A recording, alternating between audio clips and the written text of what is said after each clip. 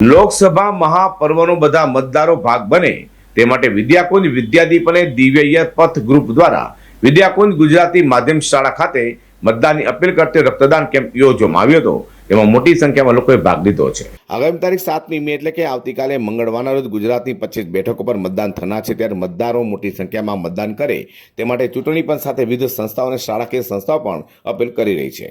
ત્યારે પાલનપુર જકાતનાકા ખાતે આવેલા વિદ્યાકુંજ ગુજરાતી માધ્યમ સ્કૂલ ખાતે વિદ્યાકુંજ વિદ્યાદીપ અને દિવ્યપથ ગ્રુપ દ્વારા મળી મતદારોને મતદાન માટે અપીલ કરવા રક્તદાન કેમ્પનું આયોજન કરવામાં આવ્યું હતું। તો રક્તદાતાઓને પણ મતદારોને અપીલ કરતા કહ્યું હતું કે ચૂંટણી એટલે લોકશાહીનું હૃદય અને મત એટલે લોહી। જેમ શરીરને ધબકતું રાખવી લોહીની જરૂર છે, તેમ લોકશાહીને ધબકતી રાખવા મતદાનની ખાસ જરૂર છે।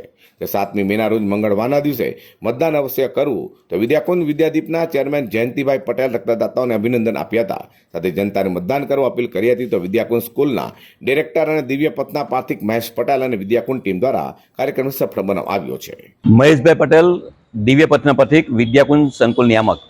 આજે વિદ્યાકુંજ વિદ્યાદીપ અને દિવ્યપથ દ્વારા એક વિશેષ આયોજન મતદાતાઓને જાગૃત કરવા માટે કર્યું છે। રક્તદાન કેમ્પની સાથે અમે મતદાતાઓને અપીલ કરી રહ્યા છે। અમે માનીએ છીએ કે ચૂંટણી એટલે લોકશાહીનું હૃદય અને મત એટલે લોહી।